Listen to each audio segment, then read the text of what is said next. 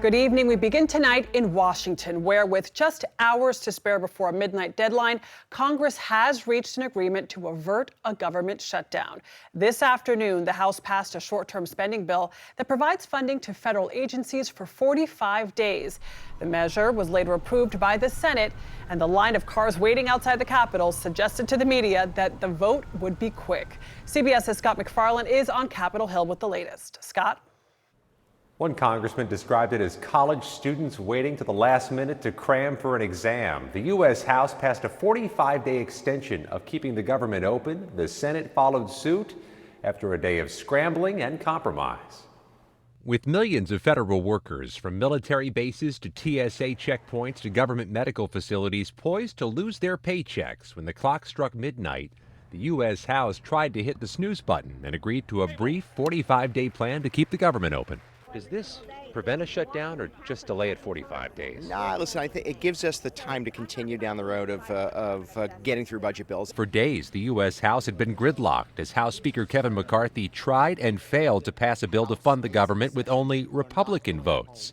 Today, he agreed to a deal both parties accepted. At least right now, we have enough people on both sides of the aisle to keep government open. The plan had no changes to current spending, but also eliminated money to help the Ukraine war effort, which some Republicans had opposed paying for, and which Democrats said must be addressed and re-added come November. We need to address the security situation in Ukraine to ensure that the Ukrainian people can continue to fight. The deal includes billions of dollars in recovery money for areas recently devastated by natural disasters, including flood-ravaged Vermont and hurricane victims in Florida. You think this bill will make it through the Senate? Yes. No trouble?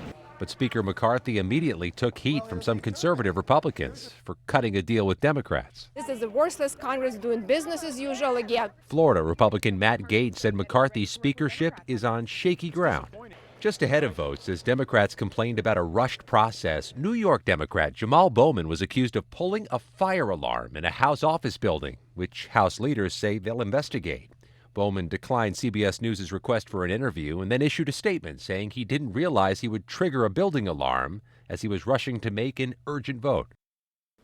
At one point today, the Senate was poised to pass its own bill to keep the government open 45 days, but pivoted once the House reached its deal and tried to get it to the president's desk before the paycheck stopped at midnight. Adriana? Scott MacFarlane, thank you.